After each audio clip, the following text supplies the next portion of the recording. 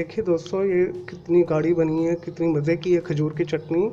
ये देखिए बहुत बेहतरीन बनी है, बाज़ार से बेहतर है। घर के अंदर बनाई है साफ़ सुथरे तरीके के साथ, बहुत ही यमी है।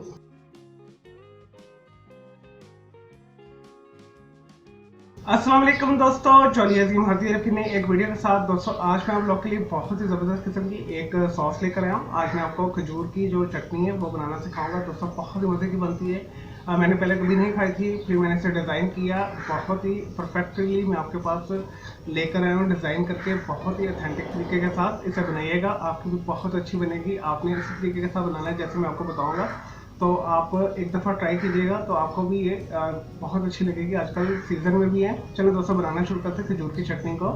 दोस्तों खजूर की मज़ेदार खट्टी मीठी चटनी बनाने के लिए जो हमें चीज़ें चाहिए मैं आपको बताता हूँ।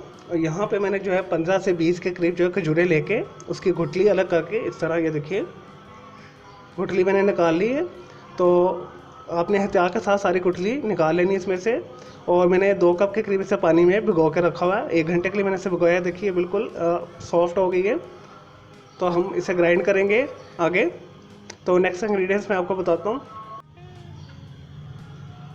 दोस्तों नेक्स्ट जो इंग्रेडिएंट्स में जाएगा खजूर की चटनी के अंदर, ये मैंने 3 अदद जो है नींबू का जूस निकाल कर रखा हुआ है। तकरीबन ये 3 टीस्पून बनता है।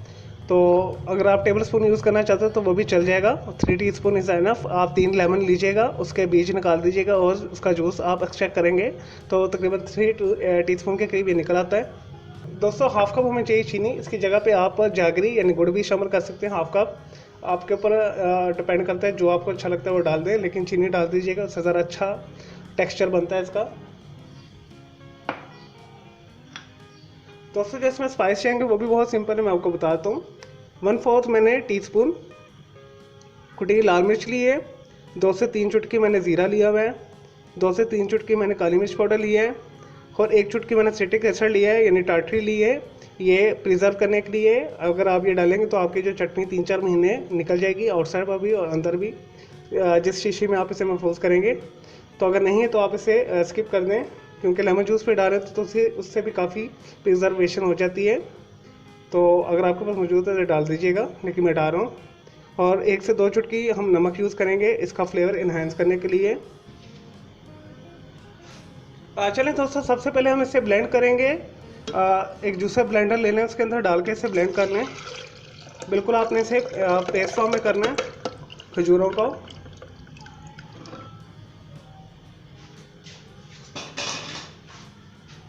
सारे डाल दें इसमें। हमने इसका स्मूथ जो है पेस्ट बनाना है।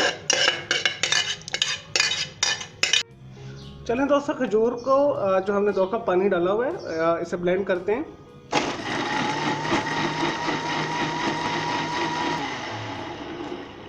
चलें दोस्तों ये बहुत अच्छे तरीके से ब्लेंड हो गया। अब हम इसे निकालते हैं इसमें से। चलें दोस्तों जो हमने ब्लेंड किया है सारा मटेरियल खजूर का इसके अंदर डाल दें।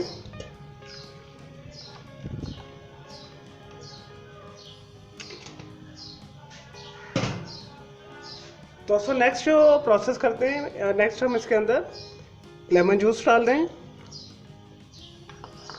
सारे स्पाइस डाल दें इंक्लूडिंग सिट्रिक एसिड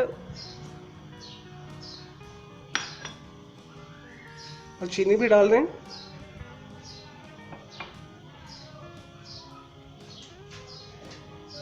दोस्तों अच्छे तरीके से इसे मिक्स कर लें। दोस्तों अब हम इसे 5 से 10 मिनट तक या मैक्सिमम 15 मिनट तक मीडियम हीट के ऊपर कुक करेंगे। ये ऑलरेडी गाढ़ी है, जस्ट हमने इसे पकाना है, कुक करना है। तो हमारी चटनी ये तैयार हो जाएगी 10-15 मिनट के बाद। चलिए दोस्तों मैंने खजूर की चटनी को जो सारी चीज़ें हमने मिक्स करके रखा था, एक अमेज़ा बनाया था, इसे मैंने चूल्हे पर रख दिया मीडियम हीट के ऊपर। अब हमने इसे हिलाते जाना है और 10 to 15 मिनट्स के अंदर ये बहुत अच्छी जो है हमारी चटनी तैयार हो जाएगी। चलें दोस्तों तकरीबन खजूर की चटनी ये देखिए कितनी गाढ़ी हो चुकी है, ये बिल्कुल रेडी है।